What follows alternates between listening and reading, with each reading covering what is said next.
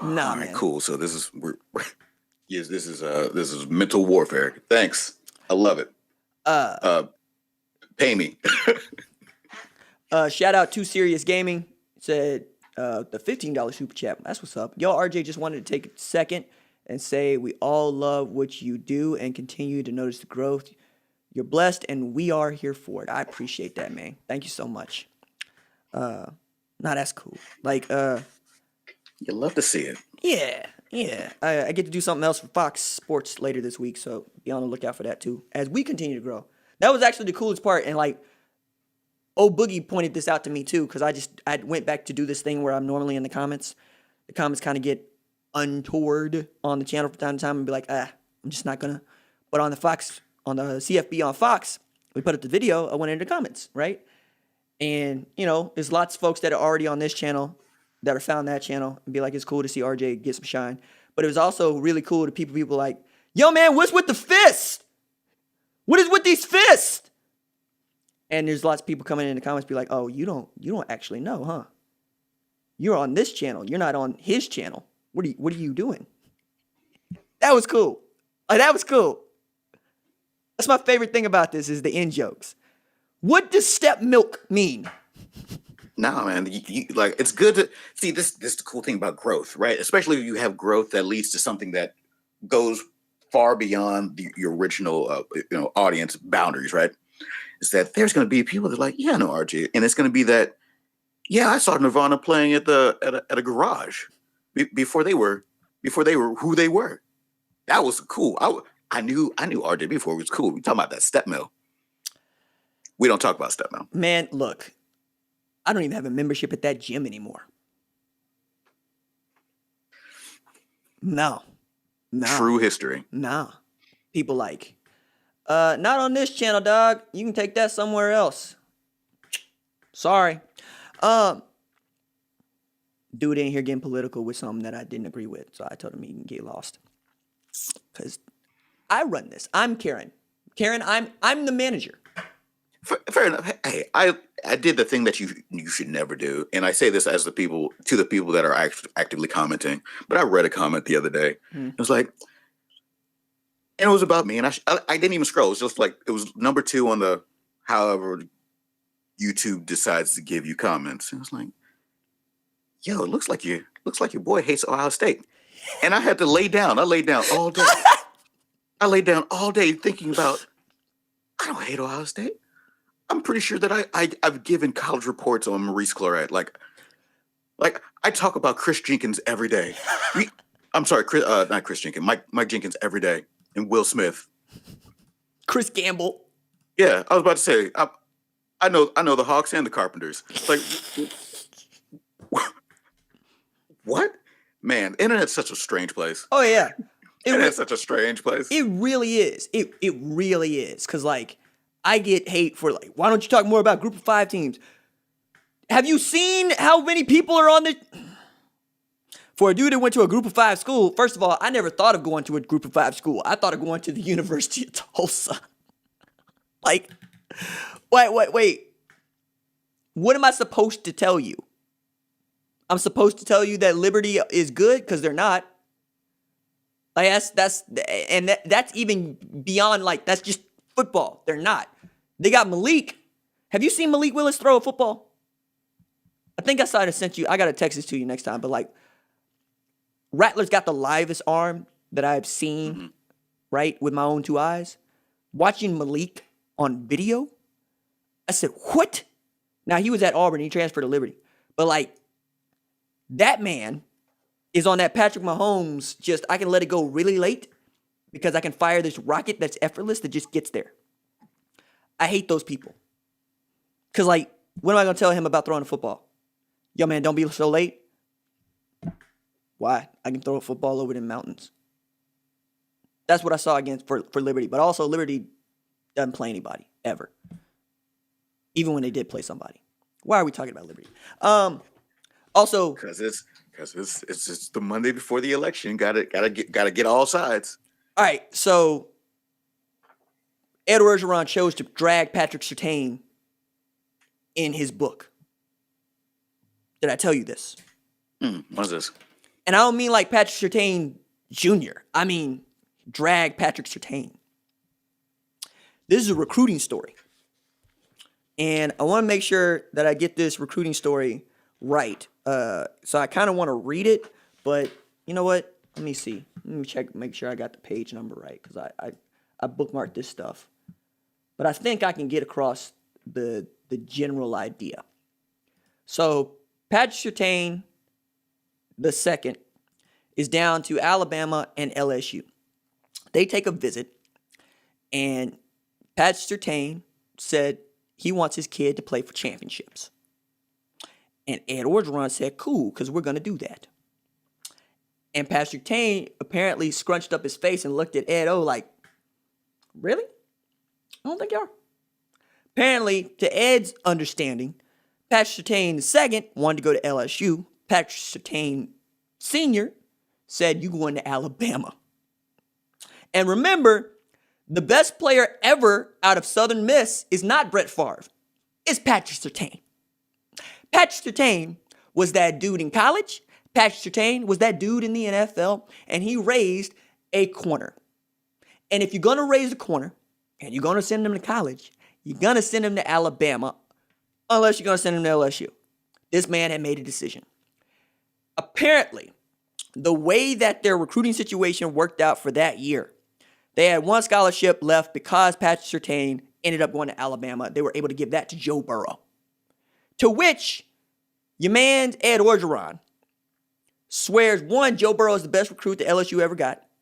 Period. Full stop. Yeah, I know. I also know what he's getting at, but I know. And when I found out the story of how Ed Orgeron recruited from Ed Orgeron, Joe Burrow, everything starts to make sense. Now, I'm going to tell this story in some length, I think, in another segment. But suffice it to say, Ed Orgeron told Joe Burrow, I can't tell you as the head coach that you will be the starting quarterback at LSU over Justin McMillan, Miles Brennan, and Lowell Narcisse. But I think you're going to be the starting quarterback at LSU if you choose to come to LSU, because it's my ass this year. And if we don't win, going 9-4 the year before, they're going to fire me. Because to let Ed Orgeron tell it, Pat Hayden didn't like him. That's why he didn't get the job at USC. Joe Oliva wanted anybody else but Ed Orgeron, right? Like the ESPN ticker gave the job to Tom Herman. And then before Tom Herman, they gave the job to Jimbo Fisher, right? Even as, Ed Orgeron's like, I'm here. I want the job. I've been doing the job. I got this whole binder. I got a general manager over here. We're giving you the plan of how we're going to get LSU to greatness. I kind of want Tom Herman, Jimbo Fisher. It's what I got to do. Both those dudes decide they don't want the gig. You hire Ed Orgeron. He go 9-4 with a loss to Troy. And now you're in this predicament where he's got to either play Miles Brennan or Justin McMillan, who was the fan favorite, or not the fan favorite, but the team favorite, Justin McMillan. And McMillan made it easier once Joe Burrow got there by just deciding to quit the team without telling Ed Orgeron. So when he wanted to rejoin the team, he was like, I can't do that. You quit the team. When we read early in this book, Ed Orgeron's like, yo, Joe, I think you're going to win the job. I'm the head coach. Maybe my word matters. So Justin McMillan ends up transferring to Tulane. Miles Brennan was not that good to begin with, but he got to be better. And then Lowell Narcisse, nobody's heard from him in some years. So Joe Burrow not only saved Ed Orgeron's job, Joe Burrow is how Ed Orgeron in his own head makes up for not landing Patrick Surtain II.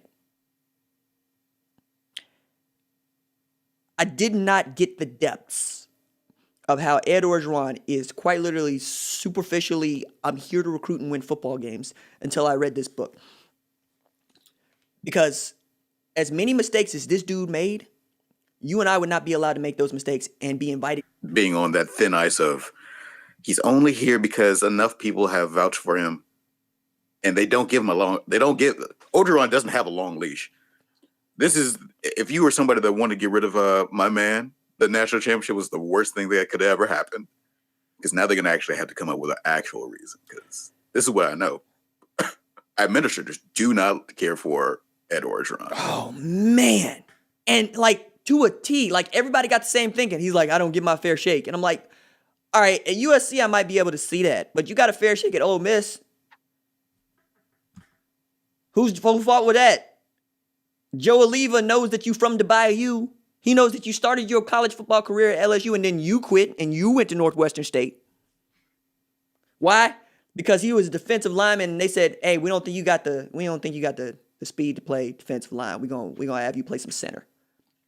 Well, I ain't no center. So he quit and left and didn't tell anybody. But he forgot about that when Justin McMillan quit and left and didn't tell anybody and actually came back and said, hey, look, I made a mistake. Can I come back? He said no. Ed Orgeron just as cutthroat as everybody else. That's all I'm saying, right? And now you want to talk about people not giving him a fair shake? You getting more fair shakes than anybody else in this life. I'm just throwing Let's say Ed Orgeron been fired more than other people getting hired. Yeah, man. Alakazam jumping in here with the $5 super chat. Clemson fan here. I think we should go to a 8-team playoff. The way things are going, teams like Clemson will not get in over a 5-loss Bama. Thoughts? 16-team playoff. And short of that, FCS playoff system where you get 24 teams in. You get 10 automatic qualifiers, and then you have at-large bids. Everybody gets in that should get in, and you can always put in the Pioneer League champ, like San Diego, and always expect them not to make it out of the second round. Everybody gets an opportunity to play for the belt. Everybody gets the same opportunity to get skull dragged by Bama. But y'all want your college football oligarchy. You don't want an egalitarian system. You don't want more inventory, more football being played. You don't want home games for playoffs. You want to hold up the damn Red Box Bowl. I've been trying to tell people for years, let go of your bowl system and make it an FCS playoff bracket system. That way, winning your conference championship doesn't actually matter that much, except to get you into the playoff as an automatic qualifier and to get you seeded. Notre Dame can go be Notre Dame. They ain't even got to be in this ACC marriage. They'll get an at-large berth. Put the WAC champ in there. Put the damn Southland champ in there. Put everybody in there that should get an opportunity to be in there. Because I would like nothing more than to watch North Texas get in as the Conference USA champ and have to play Clemson off top. That's fun. Put Coastal Carolina in there against the SEC's runner-up Florida Georgia. That's fun. Y'all don't want fun. Y'all want to be elitist and supremacist, and I don't live there. God damn. I feel like I've been yelling about this forever. With that, subscribe to the RJ Young Show podcast. You can find it on iTunes, Stitcher, wherever it is that you decide to get your podcast. Leave a 5-star review, please. Hopefully we get back to the sponsorships. I kind of like to go with the free-flowing conversation with Ron. It's a lot more fun.